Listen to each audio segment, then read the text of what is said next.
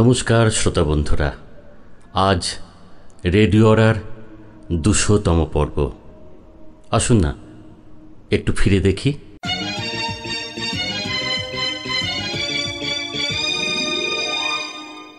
নমস্কার শ্রোতা বন্ধুরা, আমি আরজে ওয়েন্দ্রিলা। 200.2 FM থেকে আপনাদের সকলকে আমার পুজোর অনেক অনেক শুভেচ্ছা। আজকে আমাদের অনুষ্ঠান পুজোর অনুভূতি নিয়ে। না না, আমি কোনো অনুষ্ঠান করতে পারবো না, আমার পায়ে ব্যথা। আরে শুনুন না আন্টি, অনুষ্ঠানটা কি সেটা তো আগে শুনুন। আরে বুঝছেন না, সবাই তো চানা ঠাকুর দানা ঠাকুর ছানা ঠাকুর করে, আর আমাদের একবারে পিওর রেডেল মাটির ঠাকুর, বুঝলেন তো? এখন তো এটাই লেটেস্ট চলছে। হ্যালো, আমায় বলছেন? আমার?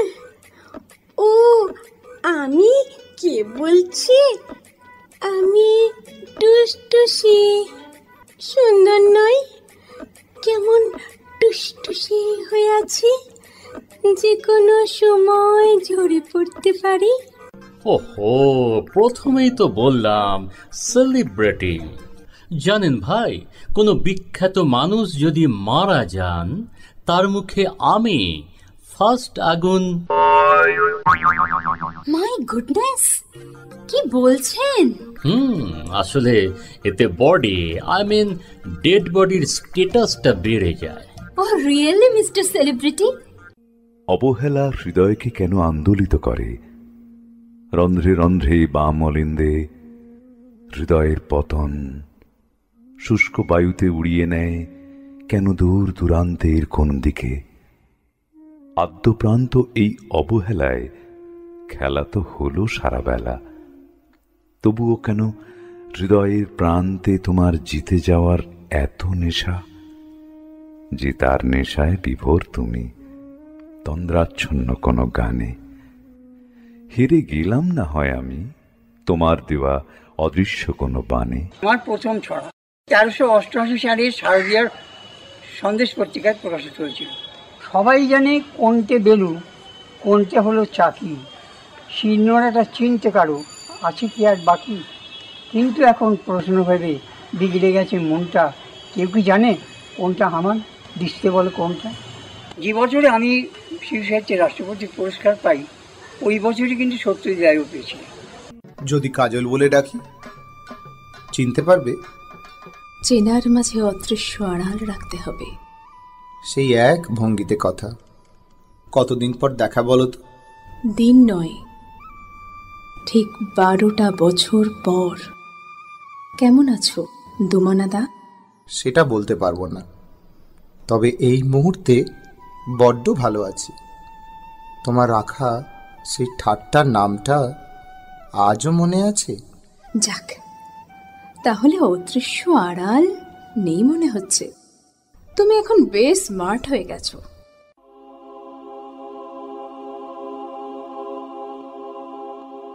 হ্যালো হ্যালো, বড়দা?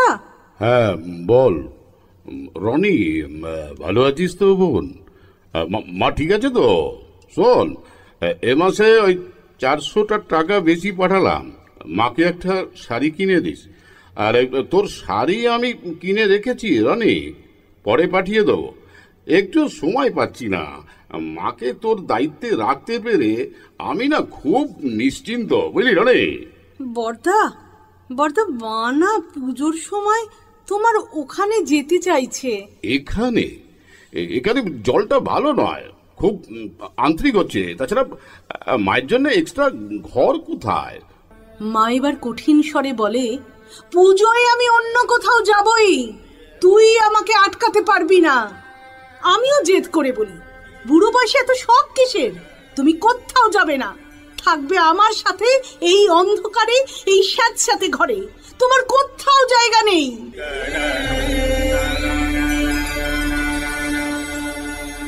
সমুখে সবাই নাছোড় বান্দা, বিয়ে বাড়ি ওকে জিতেই হবে। দুদিনের জন্য মনটা বাঁচাতে একটু ভিন্ন কথা, অন্য মুখ দেখার ইচ্ছে সমু এসেছে বান্ধবী শ্বশুরবাড়ি। মাঝারি পরিবার, বান্ধবী অর্ণা ও পরম স্বামী স্ত্রী। দাদা বৌদি, অর্ণার মেয়ে দুর্বা দাদার মেয়ে পূর্বা, ছেলে নীল, বাবা মা, কাজের মাসি সমেত 10 জনের পরিবার। সমুর সমস্যা ঘনিয়ে এলো বিকেল সন্ধ্যার সন্ধিক্ষণে। আজই অর্ণাদের বিয়ে বাড়ির নিমন্ত্রণ। বনেদি কলকাতা থেকে নগর উন্নয়ন মামনি আমি বাড়ছি বলে এখন বঙ্গোপসাগরে গিয়ে ঠেকেছে। পার হওয়াটুকু অপেক্ষা। সমুকে একা রেখে বিয়ে বাড়ি যাবে না, আবার সমুর জন্য অর্ণা বাড়ি থাকবে সেটাও দাঁড়াচ্ছে না। অতএব দুটো গাড়িতে 10 জনের যাত্রা। নবু, এই নবু, শুনুন, নাম ধরে ডাকছে। এই নবু, কথা কানে যাচ্ছে না? এ কি রে, একই স্বামী, বয়সে বড়, গুরুজন, একটু করকে না দিলে। কি হলো? চুপ! ওরে বাবা, এই ধমকাচ্ছ কাকে? কাকে বলো তো? ওই কাজের মেয়েটাকে ধমকাচ্ছি। তা মিছি মিছি ধমকাচ্ছ কেন মেয়েটাকে? ও তো কোনো দোষ করেনি। করেনি তাতে এই বুঝিয়ে দিলুম, ফের যদি নাম ধরে ডাকে না। ও, তুমি আমার ওপর ধমক প্র্যাকটিস করছো? হ্যাঁ, নেট প্র্যাকটিস। দাঁতের ব্যথা তো কথা পেলাইন হয়ে যাচ্ছে। ওরে বাবা রে বাবা, আমার পর পর 3টে দাঁত। তুমি দাঁত তুলিয়েছো? এবার মাইরি আমার ব্যথা কমে গেছে। দূর, আমাকে নিয়ে আর পারা যাবে না মাইরি। কোনোদিন টেরই পাইনি তোমার 3টে দাঁত নেই। আমি কি বুঝতে পেরেছি ছাই তোমার 2টো দাঁত বাঁধানো? ধরে ফেলেছো? কবে গো? ফুল চর্চার দিন। ওরে বাবা, ও তো মোক্ষম সময়, বলনি তো আমাকে। অশ্বিনী বাবুর বউ হলে বলতো নবুটা একটা পাঁঠা। হঠাৎ ফোন নেই, হঠাৎ করে। কালকেই তো ফিরলাম, 6 মাস দিল্লিতেই ছিলাম, হুড়োহুড়ি করে বলা হয়নি। তোর কি খবর? এ তুমি কি করলে নিতা? আমার জন্য নিজের কিডনিটা? তুমি কি ভেবেছো তোমরা একাই ভালোবাসতে পারো? তোমরা একাই বন্ধু? গভর্নমেন্ট সার্ভিস চাকরির পরীক্ষায় আমার আগের নামটা কার ছিল আমি জানি অনিরুদ্ধ। হঠাৎ করে তোমার মামার অসুখে তুমি কাউন্সেলিংয়ে না এসে আমায় গভর্নমেন্ট জবটা গিফট করে কি প্রমাণ করতে চেয়েছিলে? তোমার চিঠিটা আমি পড়েছি অনিরুদ্ধ। তাতে বিকাশ খুশি হতে পারে, আমি নই। যেদিন ভালোবাসাকে বন্ধুত্বের উপরে নিয়ে যেতে পারবে সেদিন এসো, আজ নয়। আমি যে তোমাকে বড্ড ভালোবাসতাম নিতা। এই যে কি যন্ত্রণা! বিকাশও যে তোমাকে, আর তুমিও যে বিকাশকে।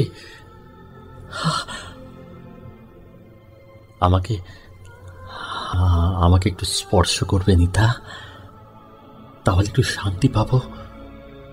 তুমি আমায় থাকনি প্লিজ। আজ আমি সবচেয়ে খুশি, আমার এই খুশিটা কেড়ে নিও না প্লিজ। আমার শরীরের একটা অংশ আমার সব থেকে ভালোবাসার মানুষের কাছে, আর আমার এই ডিসিশনে আমার সবচেয়ে বড় প্রেমিক আমার কাছে এসেছে প্রেম নিবেদন করতে। থাক না, এই পর্যন্তই। এই মুহূর্তগুলো ধরে রাখো, একে সমাজের নিয়মে বেঁধে ফেলো না, এদের উড়তে দাও। আমরা যেন একে অপরকে এমনি করেই ভালোবাসি।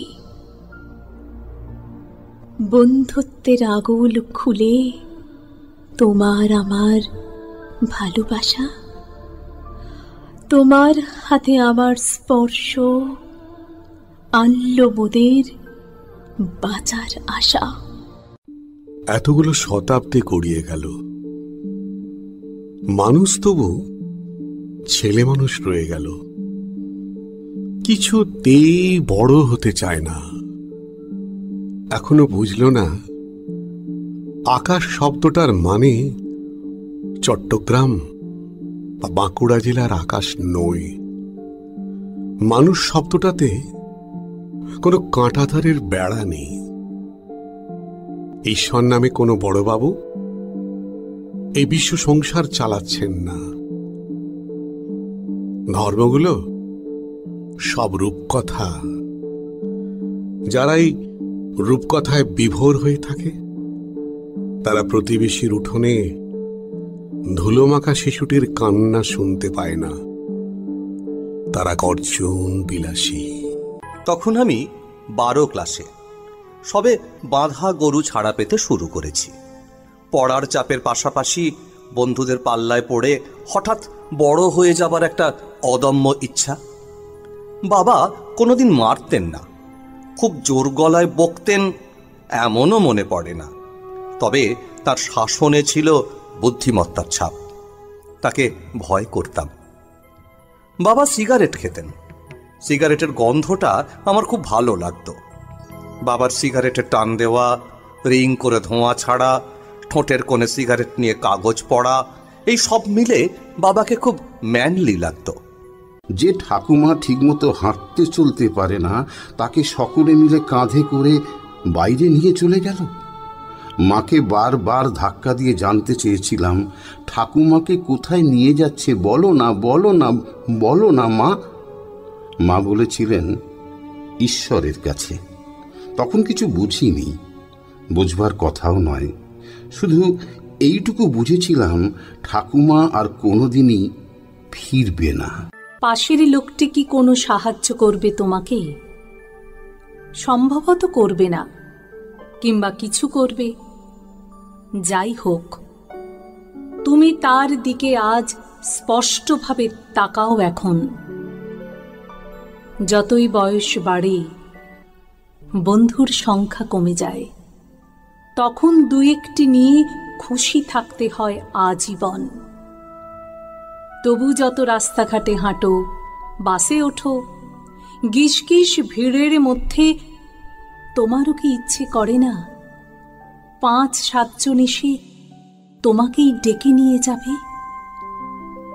একটি মানুষ এসে আরেকটি মানুষকে ছেঁটে দিয়ে কোথায় যে যেতে চায় সে বিষয়ে স্পষ্ট কিছু জানো? সমস্ত স্বদেশ জুড়ে কীর্তন চলেছে সারাদিন। কোন ঈশ্বরের দিকে? তুমি তার খোঁজ রাখো।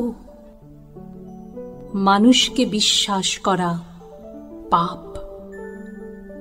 তুমি এখন জেনেছ, তবু মৃত্যুর আগে তুমি আরো একবার সেই পাপ করো। পাশের লোকটির দিকে স্পষ্টভাবে তাকাও এখন।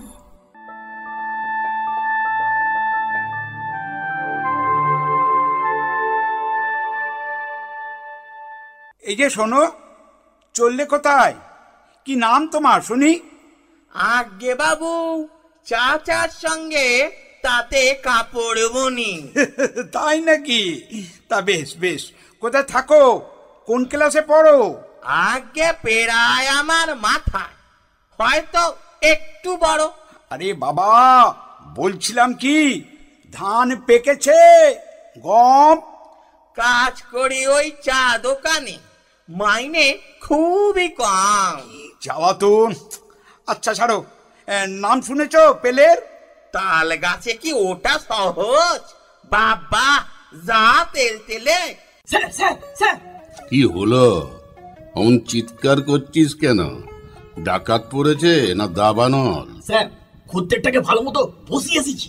আচ্ছা পটল, স্যার তোকে কতবার বলেছি খদ্দের বলে না, বলে ক্লায়েন্ট। ক্লায়েন্ট কিরকম বুঝলি? খ্যাপা আসে আনা, আবর্জনাময় গোপতাড়ি, ফর্সা পায়জামা, ময়লা বুটশার্ট। স্বামী ব্যাংকে ও মেয়ে কলেজে বেরিয়ে যাবার পর মিতালিদি যখন রোজকার মতো গুনগুন করে গান গেয়ে ফার্নিচারের ধুলো পরিষ্কার করছিলেন, তখনই ফোনটা এলো। হালকা হাতে ফোন তুলতেই ব্রততীর উত্তেজিত কণ্ঠ। হ্যালো মিতালি, আমি ব্রততী বলছি। হ্যাঁ হ্যাঁ, ঠিক ধরেছ, তোমার মেয়ের বান্ধবী রাজন্যার মা। তোমাকে একটা দুঃসংবাদ দেওয়ার ছিল। শোনো, তোমার মেয়ে আজ কলেজ যাওয়ার নাম করে একটা ছেলের সঙ্গে পালিয়ে গেছে। হ্যাঁ হ্যাঁ, ঠিক শুনেছ। কে কে ওখানে?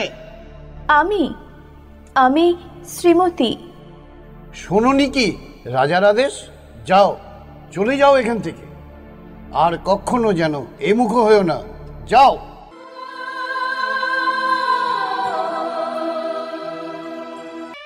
এ কি এত বড় স্পর্ধা তোর? এ কথা কি নেই মনে?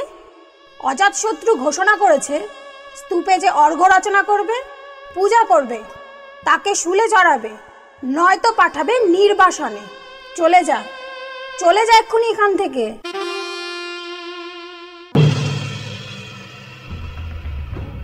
অবোধ, এত সাহস তোর পূজা নিয়ে এসেছিস? পূজার সময় হয়েছে, চলো সেথায়। চলে যা, এখান থেকে চলে যা, এক্ষুনি যা। কে কোথায় দেখে ফেলবে, তাহলে বিষম বিপদ ঘটবে। রাজার আদেশ আজ কে না জানে। এমন করে কেন নিজেকে মৃত্যুর দিকে ঠেলে নিয়ে যাচ্ছিস? চলে যা, আর কখনো এখানে আসবি না। চলে যা। আমি অপরাধী, হ্যাঁ আমি। এই বিরাট পৃথিবীতে আমার মনের মতন কোথাও কিচ্ছু ঘটেনি। আমার পছন্দের সব কিছু হারিয়ে গেছে। এই বিরাট প্রাসাদের কোথাও আমার আর্তনাদ প্রতিফলিত হয়নি। সবাই সবাই ভয়ে চোখ বুজে মুখ ফিরিয়ে নিয়েছে আমার দিক থেকে। তাই আমি প্রতিবাদ করেছি। বঞ্চনার আগুনে জ্বলে পুড়ে দগ্ধ হয়েছে আমার জীবন। আমি পারিনি, আমি সহ্য করতে পারিনি যারা এই ধর্মের উপর আঘাত এনেছে তাদেরকে। আমি সহ্য করতে পারিনি যারা স্তূপ পদমূলে প্রদীপ শিখাকে চিরতরে নিভিয়ে দিতে চেয়েছে তাদেরকে। তাই আমি প্রতিবাদ করেছি। ওই প্রাসাদ কাননের জমাট অন্ধকারে একটু আলো দিতে চেয়েছি আমি শ্রীমতী। সবাই মিলে পথে চলা হলো আমার দায়ে গো, যেতে যেতে চাই না যেতে, ফিরে ফিরে যায়। একজন মেয়ে হয়েও বলছি, ছুতে হলে এমনি ভাবে ছুঁয়ো যেন শেষ দিন অবধি ছোঁয়াটা মনে থাকে। এই যে বাসে, ট্রেনে, রাস্তাঘাটে ভিড়ের ঠেলাঠেলিতে তুমি আমায় ছুঁয়ে দাও, তাতে আমার কোনো আপত্তি নেই। এমন তো কতবার হয়েছে, কতজন কতভাবে তাকিয়েছে, ছুঁয়েছে। দরজায় দাঁড় করিয়ে তুমি মুহূর্তে অদৃশ্য হয়েছিলে। ভুলক্রমে তোমার হাতে ছিল আমার লাটাই, আর আমার হাতে রয়ে গিয়েছিল তোমার কাপড়ের পুতুলটি। কিছুক্ষণ অপেক্ষা করে সব জানাজানি হবার ভয়ে আমি সেদিন চলে এসেছিলাম তোমার পুতুল নিয়ে। পরদিন ভোরে তা লুকিয়ে রেখেছিলাম পোড়ো মন্দিরের ভাঙা ইটের আড়ালে। একমাত্র সাক্ষী ছিল দুষ্টু কাঠবেড়ালি। জানো তো, বঙ্কিমচন্দ্রের রাধারানীর সঙ্গে তোমার মিল খুঁজতে সেই কিশোর দিনে এখনো মাঝে মধ্যে হারিয়ে যায় আমার পরিযায়ী মন। একদিন আমাদের স্থানান্তরের ঘণ্টা বাজল। বেশ মনে আছে, পুরো মন্দিরের পেছনে তুমি করমচা চোখে সারা বিকেল দাঁড়িয়েছিলে একা। আমাদের সবুজ বেলার বিকেল বিষণ্ণতায় ভারী হয়ে উঠেছিল। আমরা দুজনে শুধুই কেঁদেছিলাম। বিদায় বেলায় আমার প্রিয় খরগোশ আর সমস্ত দেশলাইয়ের লেবেল আমি তোমার হাতে তুলে দিয়েছিলাম। আসলে তখন তো আমার বলে আর কিছুই ছিল না। না, হ্যাঁ হ্যাঁ, কাল আসার কথা ছিল, কিন্তু সবাই তো ডেকে ডেকে নেমন্তন্ন খাওয়াচ্ছে, তাই আমাদের বাড়ি আসতেই পারেনি। আজ আসছে। না না না, আমি দেখিনি। রানার বিয়ের সময় তো আসেইনি, আমেরিকায় ছিল। আজকে আসছে ভাইজির সঙ্গে দেখা করতে। আরে বাবা, তিতলির ছোট পিসি। তিতলি কে? আরে তিতলি আমার বউমা, রানার বউ। তোকে নিয়ে আর পারি না, আমার তো হাত পা ঠান্ডা হয়ে যাচ্ছে। বাংলা নাকি বলেই না, শুধু ইংরেজি। আমি বাবা তো ইংরেজি জানি না। আমরা কোনোদিন ইংরেজিতে কথা বলেছি নাকি বল? কি যন্ত্রণায় যে পড়লাম না। তুই কিন্তু একটু তাড়াতাড়ি চলে আয়। হ্যাঁ হ্যাঁ হ্যাঁ হ্যাঁ, রাখছি রাখছি। কি গো মা, আর কতজনকে ডাকলে? পিসির ভয়ে তো একেবারে কাঁটা হয়ে গেছো, দুনিয়ার লোককে ডাকছো। বাহ, ভয় হবে না? 6 মাস আমেরিকায় ছিল, খালি খালি আবার ইংরেজিও বলে। কেন, বাংলা কি একেবারে ভুলে গেছে? সেখানে তো মেয়ে জামাই আছে, তাদের সঙ্গেও কি ইংরেজি? কি জানি, আসলে ওখানে চারধারে বাংলা বলার তো কোনো লোকই নেই, মানে কোনো ইন্ডিয়ানই নেই। সব তো সাহেব মেম। গেছেন তো মেয়ে জামাইয়ের কাছে, মেয়ের বাচ্চা হয়েছে, সেই বাচ্চার তদারকি করতে হবে, কারণ মেয়ে চাকরি করে। তো অত ইংরেজি বলছেন কার সঙ্গে? মেয়ে জামাইয়ের সঙ্গে। ও মাসি, এই লও তোমার কাপড়া। আচ্ছা রূপমতি, তোমার কি কোনো কাণ্ডজ্ঞান নেই? পরশুদিন কাপড় দেবার কথা, আর আজ নিয়ে এলে। দিন দিন বয়স বাড়ছে না কমছে? সে তো জানলাম না, সব লোক যে হচ্ছে, আমারাও তাই হচ্ছে। আমার এদিকে মাথার গায়ে কুকুর পাগল, আর তুমি এখন 1 বস্তা কাপড় নিয়ে এলে। এখন গোনো বসে বসে, জ্বালাতন যত। না, বস্তাকে তো আনলাম না, চাদর দিয়ে নিয়ে আসলাম। আরে বাবা, এ বস্তা সে বস্তা নয়। তবে কোন বস্তা? জানি না, যত ঝঞ্ঝাট আজই। কোন সময় এসে পড়বে তার নেই ঠিক। সব কাপড় এনেছো তো, নাকি 2-1টা রেখেও দিয়েছো? তাহলে কিন্তু আজ একটা হেস্ত নেস্ত হয়ে যাবে। নেস্ত কি? আরে নেস্ত নয় রে বাবা, হেস্ত নেস্ত, মানে এসপার ওসপার। কেন, আমি আবার কি করেছি? তোমার কি মেশোর সাথে ঝগড়া হলো? কেন ঝগড়া হবে কেন? কোন জানে কি মন রাগি রাগি বাত করছো। সে আজকে না বাড়িতে একটা ঝামেলা আছে।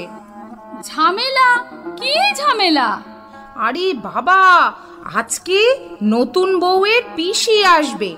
6 মাস আমেরিকায় ছিল, একেবারে বিলিতি পিসি। তো কি হলো, কুটুম আসবে, খাবে দাবে, চলিয়া যাবে। আরে বাবা, তা নয়, তিনি ইংরেজিতে কথা বলবেন, আর সেটাই তো ঝামেলা। কেন, ও বাংলা জানে না? কে জানে বাবা। দাঁড়াও তো আগে কাপড়গুলো একটু গুনে নি। 1 2 3 4 5 6 7। মা, এটা একটু খেয়েই দেখুন না। আমি তো জানি না এটা কেমন খেতে হয়, তাই বুঝতেও তো পারবো না। ও তুমিই খেয়ে দেখো বাপু। আমি খেয়েছিলাম তো, কিন্তু কিছুই বুঝলাম না, কেমন যেন বিস্বাদ আর পোড়া পোড়া গন্ধ। ইউটিউবে যেমন দেখিয়েছিল সেই রকম করেই তো করেছি। যতটা টাইম রাখতে বলেছিল ততই রেখেছি মাইক্রোতে, কিন্তু কেমন যেন মনে হচ্ছে ঠিক হয়নি। ঠিক আছে, তোমার পিসিমা তো জানেন, উনিই বলতে পারবেন তাহলে ঠিক হয়েছে কি হয়নি। আরে দূর বাবা, কে যেতে চেয়েছে? আমি কি বলেছি যে আমি চলে যাচ্ছি? ও তো রান্না ফেলে যাচ্ছে কে? খেতে হবে না? 6 মাস তো শুধু পাস্তাই খেয়েছি। ও মা, আপনি বাংলা বলছেন? তা বাংলা বলবো না তো কি করব? 6 মাস ধরে ইংরেজি বলতে বলতে মুখে ব্যথা ধরে গেছে। আরে আমার মেয়ে বলে কি না 5 মাসের নাতির সঙ্গেও ইংরেজিতে কথা বলতে হবে। এ কি মামার বাড়ির আবদার নাকি? নিজের একমাত্র নাতির সঙ্গে কথা বলবো ইংরেজিতে? কেন, আমি কি মেম সাহেব নাকি? তাহলে আমাদেরকেই বা এত বিপদে ফেললেন কেন? আরে একটু মজা করলাম। আপনি তো বেয়ান, আপনার সঙ্গে একটু মজা করলাম। কলকাতায় ফিরে যার সঙ্গেই দেখা হয় সেই কিনা ইংরেজিতে কথা বলে, সে পারুক আর নাই পারুক। জন্মে কখনো ইংরেজিতে কথা বলিনি, সেই আমাকে দেখলে লোকের ইংরেজি বুলি উতলে উঠছে। তিতলিকে তো আগেই বলে রেখেছিলাম যে তুই বলবি পিসিমা বাংলা ভুলে গেছে। দেখি তোর শাশুড়ি আর ননদরা কি করে। ও মা, বৌদি সব জানে, কিন্তু ওকে দেখে তো কিছুই বোঝা যায়নি। ইস, ছি ছি ছি ছি, শুধু শুধুই আপনার সঙ্গে খারাপ ব্যবহার করলাম। সরি দিদি।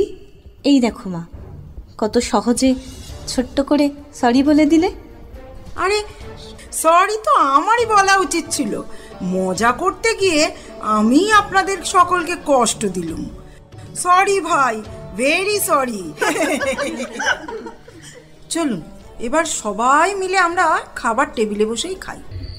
মুরগি টুরগি কিছু বরং জোগাড় করো। দিনে বললে সব হইতো আজ্ঞা, রাইত হয়ে গেল যে টিলা হইতে নামতে হবে যে শালবনের ভিতর দিয়ে। জওয়ান কি হবে হুজুর, দেবতার সাথে পারিবার জোটি নাই। কোথা হইতে আইসে এক ঝাপটে পটাইসে দিবে। দেখি ঘরে মুড়ি টুড়ি কিছু যদি থাকে। মুড়ি? ননসেন্স, না না না না না, ওসব চলবে না। যাও যাও যাও, ফাউল কারির বন্দোবস্ত করো। হুজুর, অনেক কয়টা পেট চালাতে হয় যে, আপন জান বাঁচলে। দেখতে দেখতে 22 বছর কেটে গেল। এ অপার্থিব চাওয়া আর কোথায় পাবো বলো? একই তোমার চোখ ছলছল করছে লীনা, তোমার কাছে দুঃখগুলো শোনা হয়। আমি যেন তোমার সমুদ্রে ছোট্ট ডিঙি, আর আমার কোনো পুরস্কার দরকার নেই লীনা। এ আমার সারা জীবনের নোবেল, এ শুধু তোমার দেওয়া মহৎ দান। আবার কাব্যি, যাও তো লেখার টেবিলে গিয়ে বসো। শোনো না, অনেক দিন নাটক লেখনি, একটা রসবসা নাটক নামাও তো দেখি। কে যেন ডাকছে। যাই। মনে হচ্ছে কত হাজার বছর পেরিয়ে আমি আর লীনা অনন্ত ভালোবাসা নিয়ে পৃথিবীকে বুকের উপর বেঁধে রেখেছি। এমন অভাবনীয় ভালোবাসা আর সহযোগিতা না থাকলে কবেই হয়তো হারিয়ে যেতাম। তুমি গ্রেট লীনা। এই হাসপাতালের বেডে শুয়ে আমি সকালবেলা শিউলির গন্ধ পাই। আমার মনটা না কেমন করে ডাক্তারবাবু, হাত দুটো নিষ্পিস করে। চোখের সামনে ভেসে ওঠে পরচুলা মাথায় কতগুলো মুখ। বিসর্জনের রঘুপতি, সোনাইদিঘির ভাবনা কাজী, মোগল সম্রাট আওরঙ্গজেব, বিনোদিনী পালায় ঠাকুর রামকৃষ্ণ, সন্ন্যাসী রাজা সিনেমায় উত্তম কুমার। শুধু মুখ আর মুখ, মুখের মিছিলে আমি নিজে নিজে ধীরে ধীরে হারিয়ে যাই। জানেন ডাক্তারবাবু, মাঝরাতে না হঠাৎ ঘুম ভেঙে যায়। মনে হয় ভোর হয়ে গেছে, নায়কেরা এসে তাড়া দিচ্ছে। কই গো জামাল, আরে আর কত দেরি, আরে পরশু যে আমাদের কস্টিউম রিহার্সাল। দেন না বাবু, আমি ছুটি দেন না। কোথায় মেয়ে? আজ ঝুলিয়ে রেখো না মাইরি। এই যাবে তো? কোথায় যাবো? নরকে? শোনো না, দুজনে গেলে নরকও সালা ডিস্কো হয়ে যাবে। চুকি যাই, গোয়ালে যাই। দাঁড়াও, এই তো সবে দুটো একটা তারা ফুটলো। হ্যাঁ, তারা ফুটলো, হাওয়া ছুটলো, এদিকে যে মাছ উঠলো। কি রে ভোমলা, কেমন আছিস? ভালো আছি মাসিমা। হ্যাঁ রে, গোয়ালে ধুনো দিয়েছিস? যাব না? দিচ্ছি, অনেক সময় আছে মা। তা আছে, তবে তোর তো দেখছি সময় একেবারেই নেই। ও বাবা, পারো? আমরা এতক্ষণ এই গরু, জবনা, ধুনো এইসব নিয়ে কথা বলছিলাম মাসিমা। চুমকি বলছিল ওর নাকি সাঁঝবেলা গোয়ালের কাজ হেবি ভালো লাগে, গরুগুলো নাকি ওর প্রাণ। নাকি নাকি শুনলাম, নতুন শুনলাম। তাই বুঝি ওদিক পানে পা ওঠে না? না, যাচ্ছিল তো, তা আমাকে দেখে বাচ্চা মেয়ে তো। শুধু দরজা খোলো। উহ, এমন করে তো আর পারি নে। রাত্রির পর রাত্রির খাবার আগলে রাখি, এই রাত্রির 3টের সময় তোমার ফেরার সময় হলো। 3 রাত চোর ডাকাত ধরে ধরে বেড়াচ্ছে, এমনকি সাধু সজ্জনও বাদ যাচ্ছে না। আর ওই অনিল মিত্তির থেকে থেকে তোমার নাকের উপর বুড়ো আঙ্গুল নাড়া দিয়ে কোথায় দৌড় মারে তার ঠিকানা নেই। এই যেন সার্কাসের খেলা হচ্ছে। এই শোনো, তবে আজ রাত্রির খবর দিই, শুনলে না তোমার তাক লেগে যাবে। রাত তখন 2টো, আমি তোমার খাবার আগলে বসে আছি, একটু ঝিমুনি এসেছে। হঠাৎ, হ্যালো, আরএমও কোয়ার্টার? হ্যাঁ, ডাক্তার চ্যাটার্জি বলছি। ডক্টর চ্যাটার্জি, আমি স্টাফ নার্স বলছি। ও হ্যাঁ হ্যাঁ, বলুন। 6 নম্বর বেডের পেশেন্ট পাওয়া যাচ্ছে না, ডক্টর রায়ের পেশেন্ট, গতকাল অ্যাডমিশন হয়েছিল। আপনি কি একটু আসবেন? ঠিক আছে, আমি এক্ষুনি আসছি।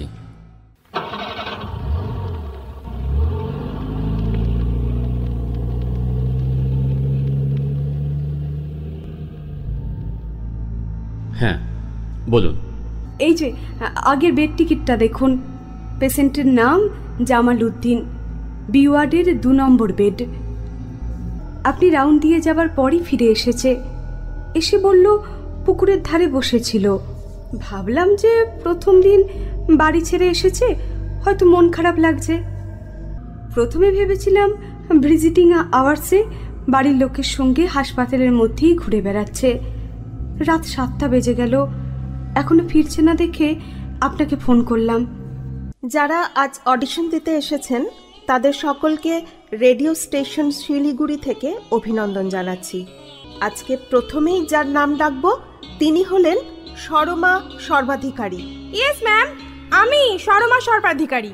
আমি জেনে শুনে বিষ করেছি পান। ঠিক আছে, ধন্যবাদ। আচ্ছা, এটা কার গান বলুন তো? কার লেখা? রবীন্দ্রনাথ ঠাকুর। এই গানেতে সারেগামাপার আমার কাছে মন্ত্রীর চিঠি আছে। এটা কোন পর্যায়ের গান? আমার কাছে মন্ত্রীর চিঠি আছে। কবিগুরু রবীন্দ্রনাথ ঠাকুরের আর কোনো গান জানা আছে? মানে চিঠি আছে বলছি, কিন্তু রবীন্দ্রনাথ ঠাকুর কি লিখে নোবেল প্রাইজ পেয়েছিলেন? আমার কাছে কিন্তু মন্ত্রীর চিঠি আছে। নেক্সট কে আছেন? আপনি? ছবিতে আপনি ছিলেন? হ্যাঁ, ভেতরে আসুন, আমি আপনাদেরই অপেক্ষায় ছিলাম। তবে আপনারা এত তাড়াতাড়ি চলে আসবেন ভাবিনি। জাস্ট 5 মিনিট আগেই থানায় ফোন করেছিলাম, লাশটা ওই ঘরেই আছে।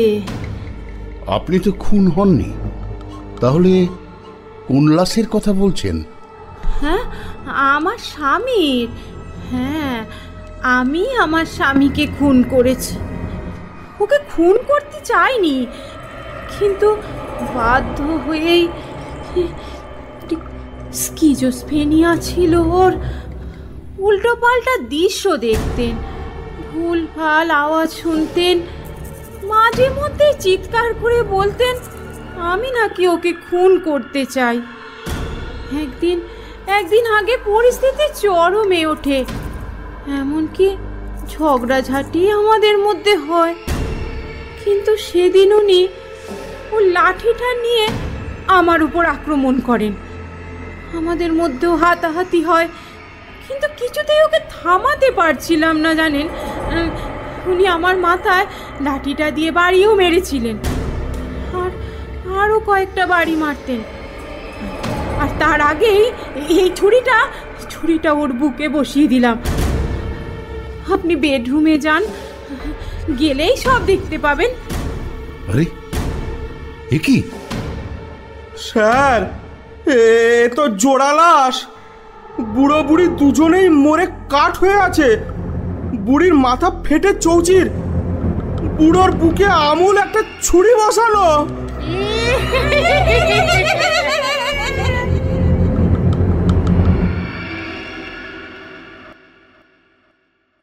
এতদিন কোথায় ছিলে বিনু?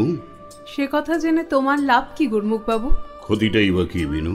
বাবা, নাটুয়াদের সঙ্গে মিশতে মিশতে তুমিও যে ডায়লগ বলা শিখে গেছো গুরমুখ বাবু। নাটকের কথা আমার ভালো লাগে না। আমি যেন একটা ষড়যন্ত্রের গন্ধ পাচ্ছি বিনু। কিসের ষড়যন্ত্র? তোমরা সবাই প্রতাপবাবু থিয়েটার ছেড়ে দিলে কেন? প্রতাপ বাবু শুধু নিজের লোভ বোঝে, আমাদের বেলায় হাত উপুর করতে চায় না। আমার 1 মাসের মাইনে দিল না। গিরিশবাবু কত অনুরোধ করলেন, তবু দিল না। ইতিমধ্যে তো তোমার কাছে অবাবু এসেছিলেন।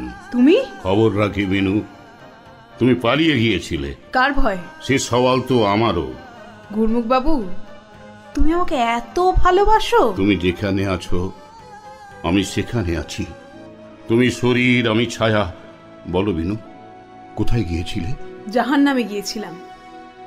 না গো, আসলে বিডন স্ট্রিটে প্রিয়মিত্রর জায়গা লিজ নিয়ে নতুন থিয়েটার হবে। থিয়েটারের সব ব্যবস্থা না হওয়া পর্যন্ত তো কোনো কাজ নেই।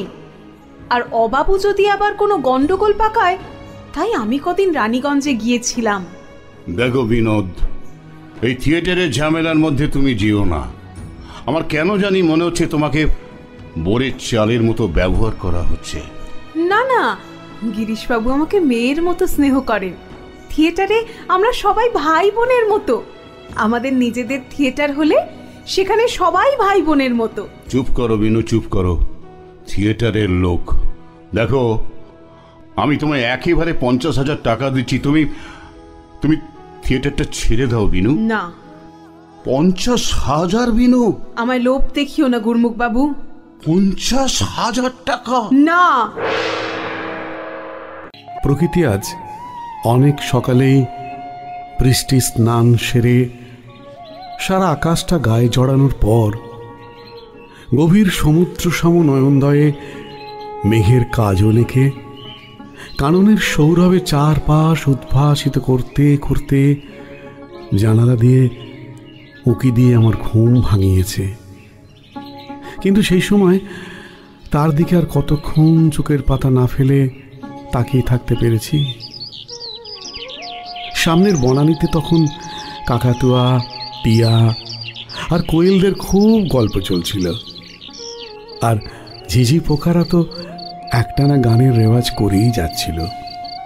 চোখ কচলে ওদের ডেকে আমার এই আক্ষেপের কথাটা জানালে ওরা পরামর্শ দিল ওদের রাজার কাছে যেতে। তার কাছে নাকি এক চমৎকার বর আছে। রাজাকে খুশি করতে পারলে আমি মানুষ হয়েও প্রকৃতিকে চোখের পলক না ফেলে এক নাগাড়ে দেখে যেতে পারবো। আস্তে আজ্ঞা হোক ভট্টাচার্য মশাই, একটু তামাক ইচ্ছে করুন। তারপর একবার সব ঘুরে দেখে এসেছেন তো, তা কেমন লাগলো আমাদের গাঁ? তা মন্দ কি পণ্ডিত মশাই, বর্ধিষ্ণু গ্রাম, 2-4টে কোঠা বাড়িও নজরে পড়ল। তবে সবচেয়ে বড় বাড়িটার দেখলাম ভারী জীর্ণ দশা। পাশের শিব মন্দিরের চূড়োর ফাটল থেকে অসত্য গাছ বেরিয়েছে, অথচ উঠানে দেখলাম 8-10টা ধানের মড়াই। বুঝেছি বুঝেছি, ওটা হলো আমাদের যজ্ঞনাশ কুণ্ডুর বাড়ি। ধানের গোলা তো সামান্য ব্যাপার, গঞ্জে ওর প্রকাণ্ড পাটের আড়ত। যজ্ঞনাশ, বাবা ভারী অদ্ভুত নাম তো। মানুষটাও অদ্ভুত। আসলে ওর নাম যজ্ঞনাথ কুণ্ডু। বংশানুক্রমে ওদের পাটের ব্যবসা। ও ঠাকুরদা পানকেষ্ট কুণ্ডুর আমলের ওই মন্দির আর দালান, অত বিষয় সম্পত্তি। কিন্তু যজ্ঞনাথ গত হলে ওর বংশে বাতি দেবার কেউ থাকবে না। হ্যাঁ, কিন্তু মনে রাখিস, যজ্ঞনাথের ছেলে বৃন্দাবন, আর বৃন্দাবনের ছেলে গোকুল। মনে রাখিস, মনে রাখিস। দাদা আমার ভয় করছে, দাদা আমি বাবার কাছে যাব, দাদা আমায় নিয়ে যাও, অন্ধকারে আমার ভয় করছে। ও দাদা তুমি মই তুলে নিলে কেন? ও দাদা পাথরটা চাপা দিয়ে দিলে কেন? ও দাদা আমি ভয় করছে, আমি বাবার কাছে যাব, আমি বাবার কাছে যাব, আমি বাবার কাছে যাব। বাবা বাবা বাবা বাবা বাবা বাবা আমি যাব তোমার কাছে বাবা। মন যদিও ভাঙে ভাঙে না তো খেলা ঘরের খেলা, চেনা পথের ধুলো মেখে ফুরিয়ে যায় বেলা, সাঁচ বাতি সব নিভিয়ে তখন স্মৃতির প্রদীপ জালো, সেই ভালো সেই ভালো সেই ভালো সেই ভালো। মনের কথা বলে রেডিও অরা। শুনতে থাকুন রেডিও অরার অনুষ্ঠান প্রতি শনিবার বিকেল ঠিক 5টায় আপনার প্রিয় রেডিও অরা ইউটিউব চ্যানেলে।